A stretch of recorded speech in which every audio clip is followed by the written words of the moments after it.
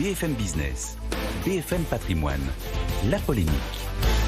Bonjour Nicolas Dose. Bonjour. La polémique du jour est l'attractivité économique de la France qui ne se dément pas. Le gouvernement indique que le Taïwanais Prologium choisit Dunkerque pour installer sa grande usine européenne de batteries. C'est un gros projet. Énorme, 180 hectares, il y a déjà les trouvés à Dunkerque.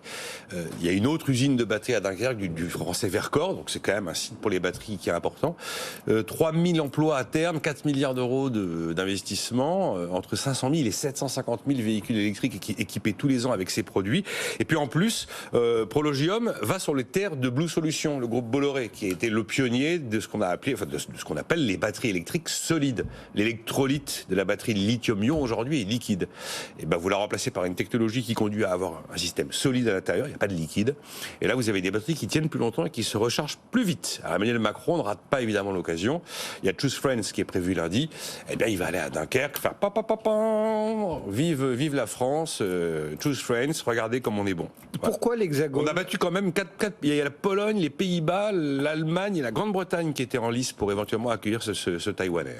Pourquoi est-ce que l'Hexagone attire tant ces industriels étrangers depuis quelques temps ? Vous avez quoi ? Vous avez maintenant presque 10 ans de politique de l'offre. Ça commence en 2014 avec le CICE. On baisse la fiscalité sur les entreprises.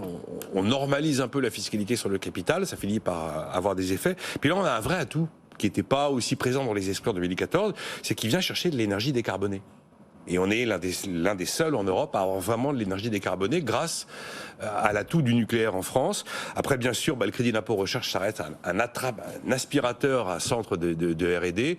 Vous avez aussi tous les effets des différentes réformes du marché du travail, El Khomri, Pénicaud, qui sont réels. Et puis, encore une fois, la qualité de nos infrastructures, sans parler de l'incroyable position géographique de la France. Si vous voulez aller en Europe, quel est le plus beau hub européen pour s'installer ? C'est quand même la France, avec une ouverture sur la Méditerranée, une ouverture maritime absolument redoutable, irremplaçable. Donc on a plein d'atouts. Et c'est vrai que l'attractivité de la France ne se dément pas. Quand vous prenez tous les baromètres, il y en a 3-4 par an. 3, je crois. EY, Business France et un dernier sur l'attractivité. On est en tête des pays européens depuis maintenant 2018. On est devant l'Allemagne, devant la Grande-Bretagne. Et même les territoires en profil, vous avez 4 projets sur 10 qui sont des projets industriels et qui voient le jour dans des zones de villes de moins de 20 à 25 000 habitants. Vous avez quand même des raisons de vous dire que ça y est, le pari de l'industrie est gagné, on va dire. On regarde les baromètres d'attractivité, on se dit c'est fantastique.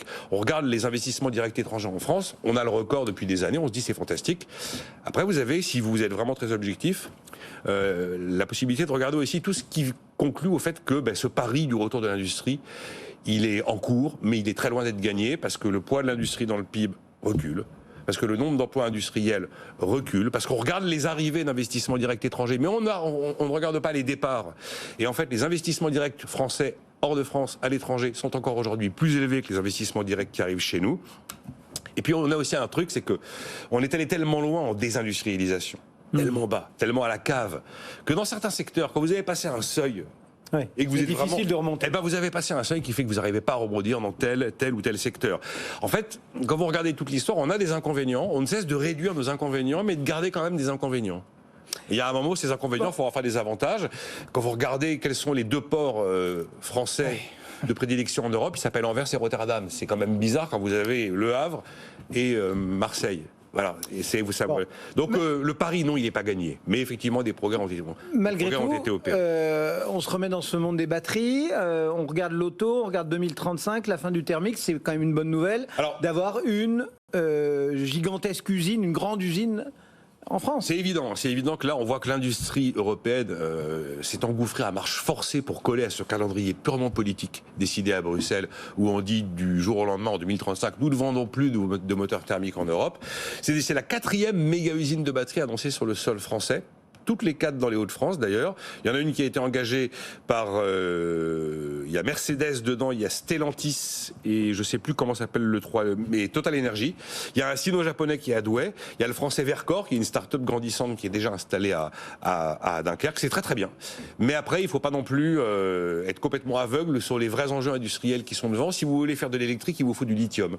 Et le lithium aujourd'hui, jusqu'à preuve du contraire, c'est Canada, Australie, Amérique du Sud et Asie centrale. On verra si on en trouve aussi Paris s'en trouve un peu dans l'Allier.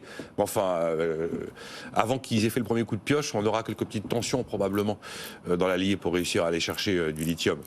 Déjà quand on creuse pour de l'eau. Oui, quand on fait des bassines déjà. Bon, et donc il faut du lithium, et le lithium pour l'instant on est totalement dépendant. Et puis c'est bien beau tout ça, de faire du Made in France. Mais vous savez, les Français prêts à payer plus cher pour du Made in France ne courent pas forcément les rues. Oui. Ce qui fait qu'aujourd'hui la voiture chinoise est vendue 30% moins cher. Vous avez vu là à Bercy, on est en train de bidouiller le bonus écolo à 5 000 € pour l'achat d'une voiture électrique, parce qu'on en a assez de dépenser de l'argent public pour enrichir Elon Musk et les Chinois. Donc on va mettre des critères d'éligibilité pour faire en sorte que ce soit une sorte de bonus. Comme les Américains finalement. Ouais, oui, c'est une forme de protectionnisme. Oui. Je comprends aussi que on en est marre de consacrer 5 000 € par véhicule quand c'est Tesla qui empoche le truc ou BYD. Enfin, ça se.